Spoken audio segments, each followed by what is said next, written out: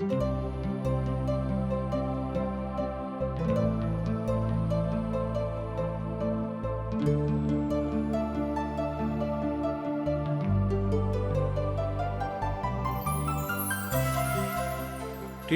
India द्वारा प्रस्तुत आशक इजोत कार्यक्रम में अहाँ के हार्दिक अभिनंदन कर रहल छी। परमेश्वर प्रत्येक मनुष्य के भीतर अपन जीवन के श्वास के दऽ देलखिन। यह लेल संसार के सब जीव सब बेसी ज्ञानवान छथि, मुदा जीवन में मानसिक रूप से असंतुलन आ अशांति के बीच जी रहल छथिन। यह लेल अहाँ के बीच सिलसिलेवार बाइबल के अध्ययन अहाँ के सेवार्थ प्रस्तुत कर रहल छी, जाय सँ नीक जीवन जीवा के सही ढंग से अपना लियो। कृपया क के देखू आ सुनू, जाय सँ परमेश्वर अहाँ के जीवन जिंदगी के इजोत बनल रहे। आशा के इजोत मैथिली कार्यक्रम में हम और अहाँ के एक बेर अभिनंदन प्रभु यीशु मसीह के मीठ आ पवित्र नाम से कह रहल छी। हमर श्रोता भाई बहन, आजुक दिन से हमरा लोकन और एकटा पवित्र पोथी के नव पोथी के अध्ययन आरंभ कर रहल छी। एहि पोथी के नाम थिक न्यायो। न्यायो के पोथी के हमरा लोकन आजुक दिन से अध्ययन करनाइ आरंभ करब। न्यायो के पोथी के प्रकाशन 12 पुरखा और एकटा स्त्री से होइत अछि, अर्थात कुल मिला के भेल 13टा लोग। बा एना अहाँ बाजि सकलहुँ हँ कि 13टा लोगक के झुंडक की पोथी थिक। ई काल छल यहोशू के मृत्यु के बाद से सामुएल के काल धरि। ई कथा सेहो होइत अछि कि विश्वासी के जिंदगी के पराकाष्ठा कोन तरह के होयबाक चाही, यह एहि पोथी में विशेष रूप में बतायल गेल छै। न्यायो के पोथी के लेखक के छथि तकरा विषय में बतौनाइ बड़ मुश्किल अछि, अर्थात पोथी के लेखक गौण छथि। मुदा किछु साक्ष्यक आधार पर बहुत विद्वान सब एहि पोथी के लेखक सामुएल के मानैत छथिन। एहि तरह विश्वास व्यक्त कयल जाइत अछि जे एहि पोथी के लेखक वह छलाह। मुदा जतेक न्यायी सब छलाह, हुनका सभक काज क्षेत्र बड़ सीमित रहनि, और हुनका सभक काज क्षेत्र सेहो बड़ सीमित भेलाक बाद ओ सब बहुत बेर अपन काज में खूब नीक सँ अपन पराकाष्ठा पर नहि जाइत रहथि। सोझ गप में अहाँ एना बुझि सकलहुँ हैं कि न्यायो सभक जे काज भेटल रहनि ओहिमे ओ सब खूब खरा नहि उतरलाह। एना तऽ हुनका सभक प्रभु के दिस सँ ई काज भेटल रहनि, एक बादो ओ सब खूब नीक सँ काज नहि करैत रहथिन। तहन हमरा लोकनि देखैत छी कि एहि पोथी के पवित्र पोथी में जोड़े के की आवश्यकता रहे, की उद्देश्य रहे। एहि पोथी के लिखलाक विषय के वस्तु बा एना कहियो एहि पोथी के मुख्य विषय वस्तु छल मनुष्य जाति के परमेश्वरक प्रति जागृत करनाइ। अर्थात जँ केओ अपन काज में ढीला छथि तऽ हुनका मजबूती प्रदान करनाइ आ हुनका हृदय में परमेश्वरक प्रति अपार प्रेमक भरि देनाइ। जेना हमरा लोकनि यहोशू के पोथी के अध्ययन काल में बातक सिखलहुँ हैं कि प्रभु परमेश्वर छुटकारा दिए वाला छथि, वो एकटा छोड़ावे वाला के संसार में पठा रहल छथिन। एहि पोथी के अध्ययन में हमरा लोकनि विशेष रूप में देखब कि प्रभु के महिमा मिलला के बादो किएक इसराइली सब एम्हर उम्हर होइत छथि। इसराइली सब बाचा के भूमि में बड़ ऊंच प्राप्ति के इच्छा से प्रवेश कयने छलाह, कारणे ओ सब कनानक बाट में बड़ दुख उठौने रहथि।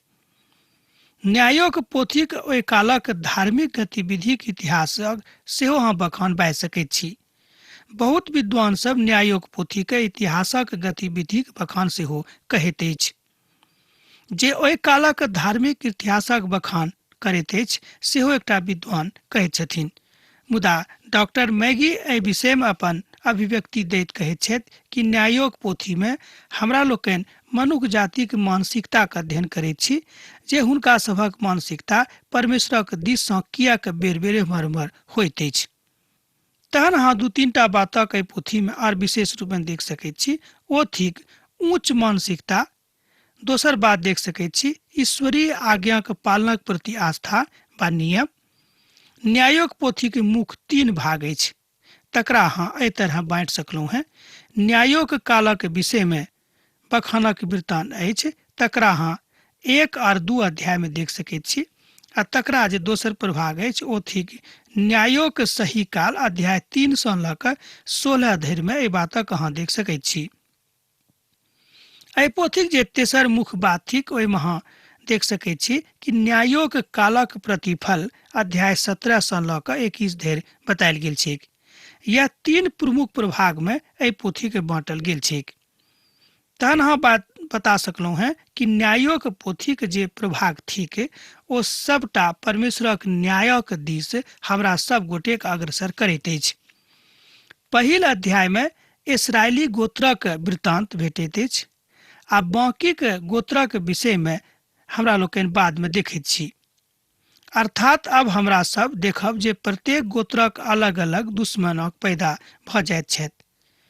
हमर भाई बहिन, जहन हमरा सब एहि संसार में रहैत छी तऽ हमरो सभक बहुत दुश्मन पैदा भऽ जाइत छथि।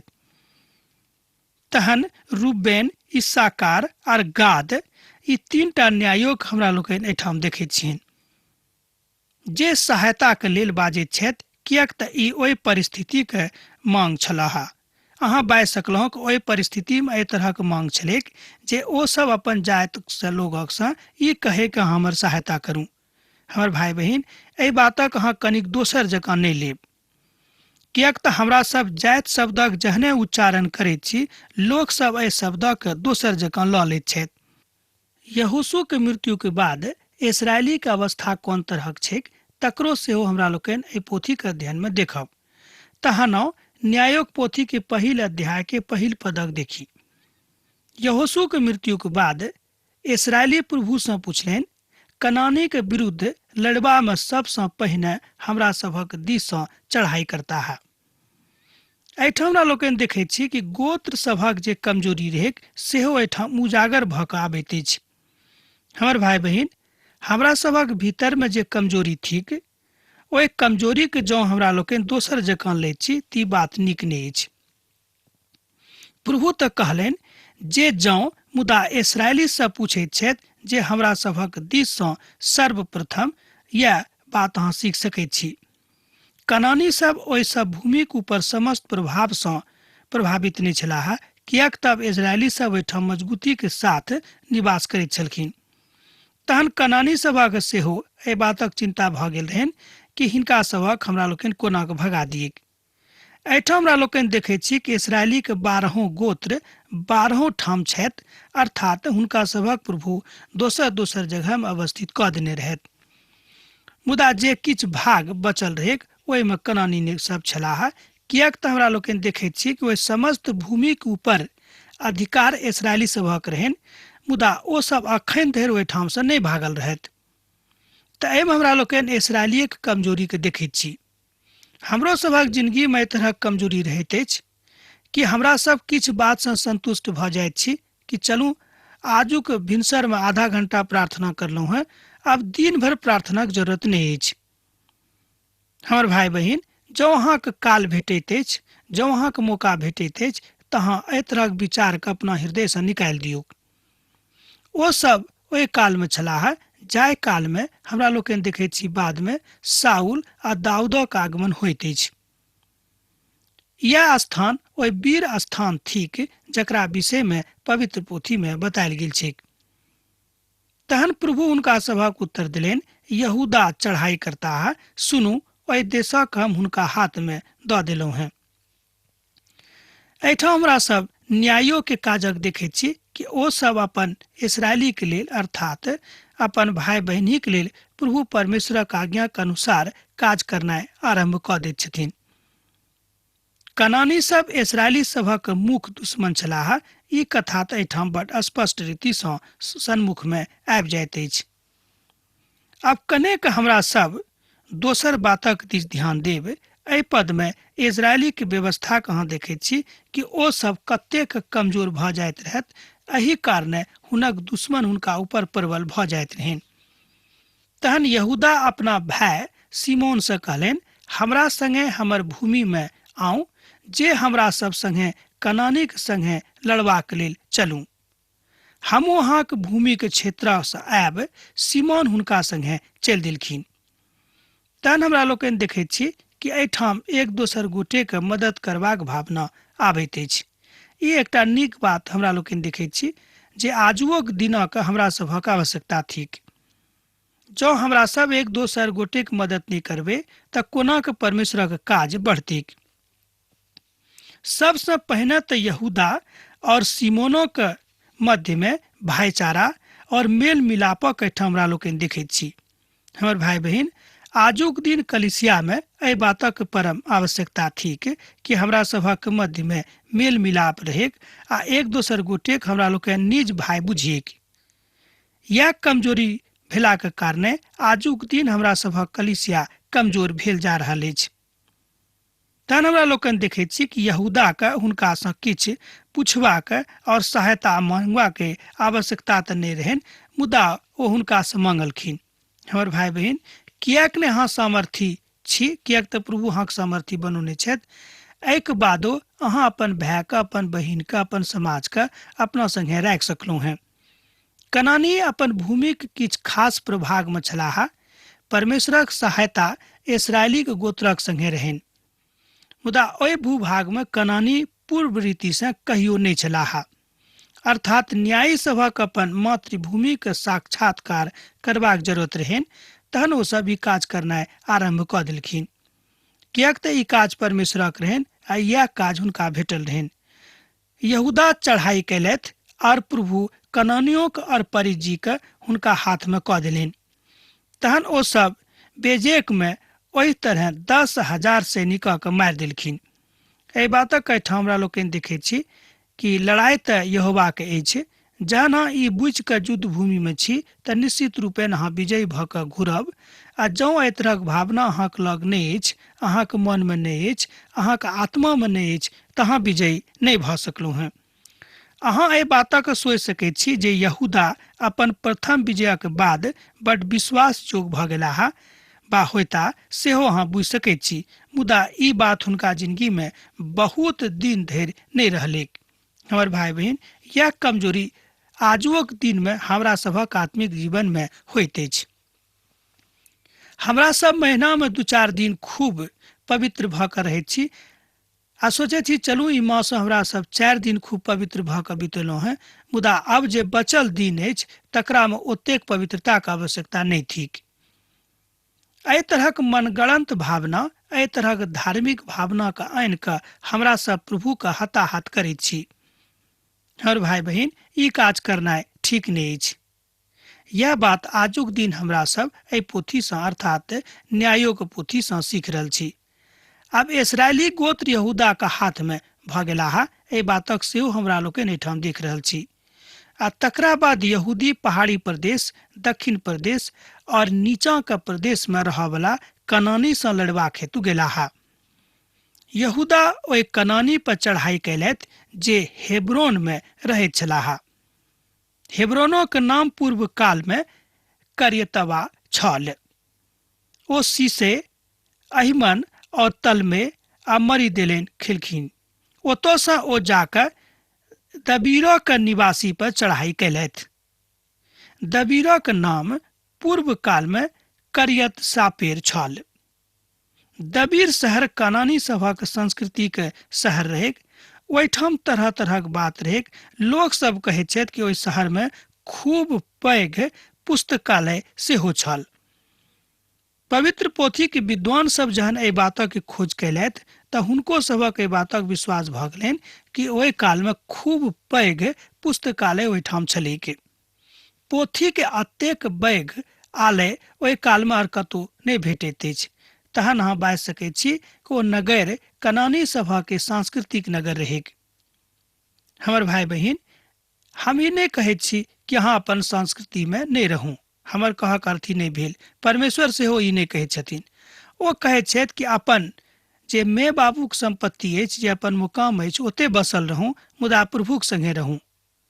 एहि बातक सेहो प्रमाण भेटैत अछि कि जहाँ जाबे धरि इजरायली सब परमेश्वरक संगे छलाह, प्रभु हुनका संगे रहैत, मुदा जहन ओ प्रभु के छोड़ि जाइत छलखिन तऽ प्रभु सेहो हुनका छोड़ि कऽ चलि जाइत रहथिन।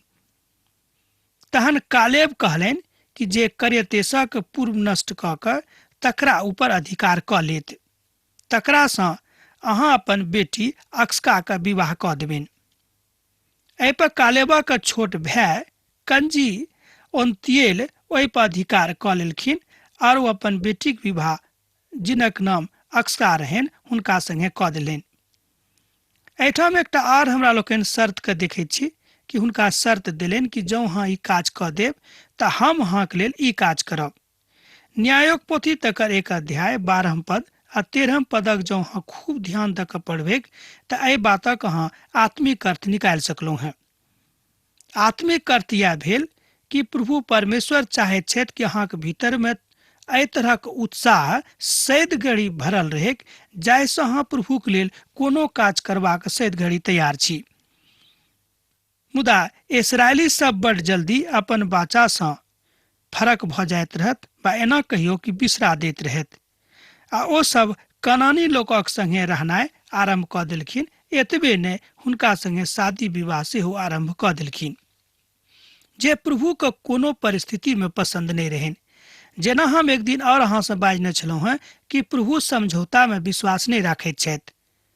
ई मनुष्य जाति के नियम थिक कि हमरा सब समझौता कऽ लै छी मुदा प्रभुक समझौता बर्दाश्त नहि छनि। सेहो आरंभ कऽ देलखिन जे ओहि कालमे एकटा घृणित बात कहल जा सकैत छै। पवित्र पोथी बाइबलक ओहि पुरना कालमे हमरा लोकनि देखैत छी कि एहि तरहक काज इस्राएली सब कयलाह जे प्रभुक पसंद नहि रहनि। मुदा ई शादी बड्ड नीक रहै सेहो अहाँ नहि बाजि सकैत छी, किएक तऽ एकटा बड्ड विचारणीय प्रश्न थिक कि न्यायी सभक कालमे एहि तरहक काज किएक भऽ गेलै। इजरायली गोत्रक सफलताके देखैत अहाँ बाजि सकलहुँ हैं कि ओ सब सफल एहि द्वारा भेल छलाह किएक तऽ परमेश्वरक वाचा हुनका सभक संगे रहनि। मुदा जहन ओ खसैत छलाह तऽ असफल भऽ जाइत रहथि। हमरा सब इस्राएली के और किछु गोत्रक असफलता के देख सकैत छी एहि पोथीमे। 27 पद से लऽ कऽ 30 पद में लिखल गेल अछि। एहिसँ पहिने कि हमरा लोकनि देखी 21 पदक कनिक देखियौ। यरूशलेम में रहे वाला यबूसियों के सभक बेन्यामीन में नहीं निकालथि। एही कारणे आजुक दिन धरि यशुबी सब बेन्यामीनक संगे रहैत छथिन। एहिठाम हमरा लोकनि देखैत छी कि जे अहाँक मध्यमे नहि रहबाक चाही हुनका अहाँ अंठिया कऽ छोड़ि देलियै, मुदा ई बहुत महग पड़ल आ अखनो धरि अहाँक बीचमे अछि। अर्थात अहाँक लोभ, अहाँक घृणा, अहाँक ईर्ष्या अहाँक मोनसँ अखन धरि नहि निकलल अछि। हमर भाई बहिन, जँ ई बात आजुक दिन धरि अहाँक जिंदगीसँ नहि निकलल अछि तऽ एकर मतलब यह भेल कि कलीसियामे अहाँ खूब नीक गवाही नहि छी। तकर अर्थ होइत अछि, एहिठाम एकटा विद्वान कहैत छथिन कि अखन धरि अहाँ अपन उद्धारकर्ताके खूब नीकसँ नहि चिन्हलहुँ हैं।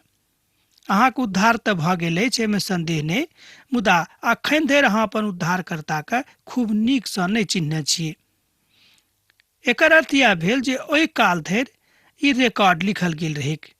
मनस्से अपन अपन गांव सहित बेतसान, तनाक दौड़ आ इबालाम और गदियो के निवासी के निकालि देलिन। एहि तरह कनानी ओहि देश में बसि गेल छलाह।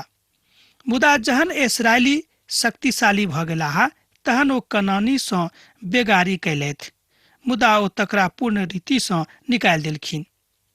हमर भाई बहिन, एहिठाम अहाँ देखैत छी कि जहन अहाँ शक्तिशाली भऽ जाइत छी तऽ जे अहाँसँ कमजोर अछि तकरा ऊपर अहाँ अपन अधिकार जमौनाइ आरंभ कऽ दैत छी। एप्रेम जे गेजेर भऽ रहयवला छलाह कनानीके नहि निकाललथि, ते कनानी गेजेरमे हुनका बीचमे बसि गेलखिन। जबूलून, किर्तियोन और नहलोन जे निवासी छलाह ओ निकलि कऽ ओहिठामसँ नहि गेला, तैं कनानी हुनका बीचमे बसल रहि गेलाह और हुनक बसमे भऽ गेलाह। हमर भाई बहिन, जँ हमरो सब अपना जिंदगीसँ एहि तरहक बातक नहि निकालब तऽ हमरा सभक जिंदगीमे ओ सब बात सैद घड़ी बनल रहि सकैत अछि। मुदा ई रिपोर्ट पूर्ण रीतिसँ हुनका सभक लेल पूर्णतः असफल रहै।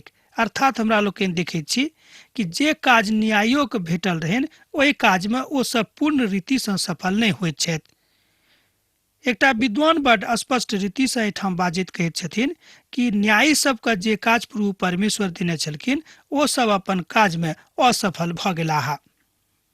ओ सब दानक गोत्रक लोग पीछा कैलथि ओ हुनका सभक घाटी के देश में चलि गेलाह।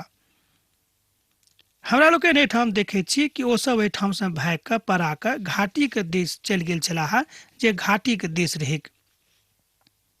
और एमोरियो सब दान गोत्रिक पहाड़ी देश में भगा दिलेन और तराई में आबाम नहीं दिलेन।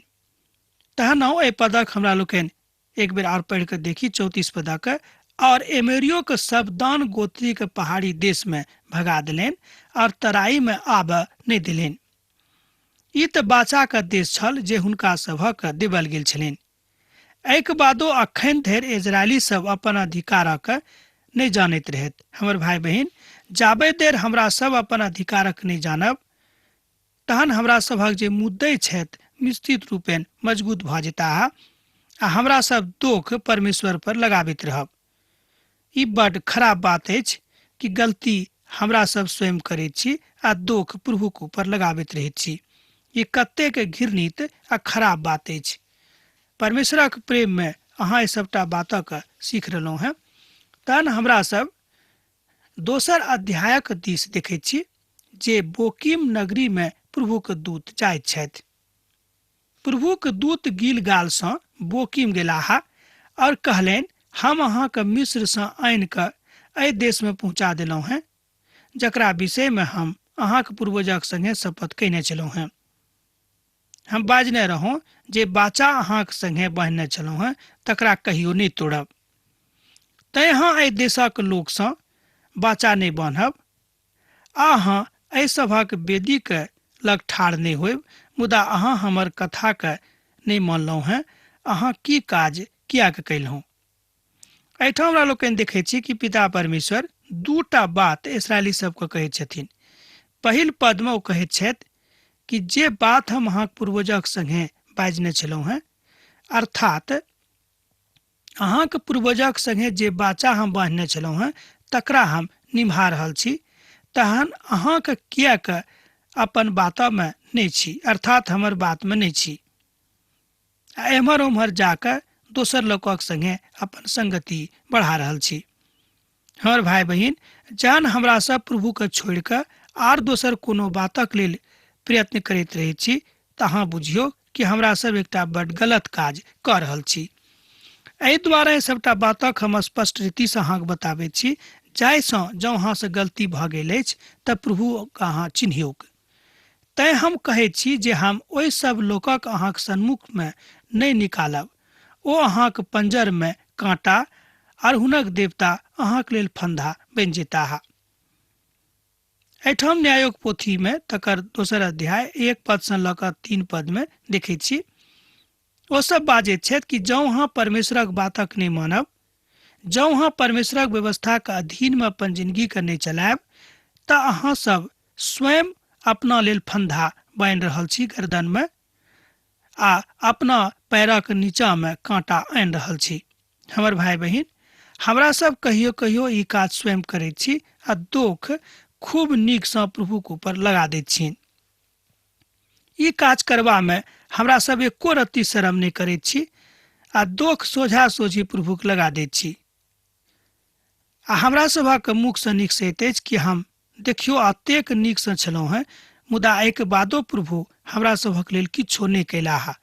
हमर भाई बहिन, एहि तरहक भावना आबि सकै छै कि अतेक करलाक बादो प्रभुक न्याय अहाँ नहीं देखलहुँ, मुदा ई प्रभु दूरगामी छथि। ओ जानैत छथि कि अहाँके कोन बात सँ फायदा होइत आ कोन बात सँ अहाँ घाटा में रहब। तहन स्पष्ट उत्तर अछि कि परमेश्वरक आज्ञा के मानू आर एम्हर उम्हर नहीं भटकू। प्रभु परमेश्वर न्यायोक बड़ाई करैत छथि। एहिके बादो प्रभु परमेश्वर हुनका सभक लेल प्रशासकक ठहराबैत छलाह जे हुनका सभक लूट वाला के हाथ सँ बचाबैत छलखिन। हमर भाई बहिन, एहि बातक अहाँ दोसर अध्याय के 16 पद में देख सकैत छी। सैद घड़ी ओ सब अहाँक संगे रहताह सेहो ओ बाजि देलखिन। एहिठाम हमरा सब देखैत छी कि न्यायी के की काज भेटलनि प्रभु के दिस सँ, मुदा ओ सब ओहि काज में कतेक नीकसँ करलखिन तकरा विषय में हमरा लोकनि दोसर अध्याय में देखब। अब आजुक दिन हमरा अहीठाम विदा लेके मौका दिअ, आज्ञा दिअ कि अहाँसँ हम विदा ली, किएक तऽ अहाँसँ विदा होइके काल भऽ रहल अछि। बिसरायब नहि, पाती लिखैत रहब। प्रभु यीशु मसीह ने सैद घड़ी अहाँ सभक जिंदगी में बनल रहे। आमीन। हमर विश्वास अछि कि ई कार्यक्रम अहाँके लेल लाभदायक सिद्ध अछि। हम चाहै छी कि अहाँ अपन आशीषके हमरा संग साझा करू। जँ अहाँ के नजीक बाइबलसँ आ जीवनसँ संबंधित कोनो प्रकारके प्रश्न भऽ सकै अछि तऽ अपन समस्याके लेल प्रार्थना करबाके लेल जँ चाहै छी तऽ हमरा फोन नंबर पर जरूर संपर्क कऽ सकै छी। परमेश्वर अहाँ सबके लेल एकटा सुंदर, सुखद, आनंदित दिन प्रदान करै।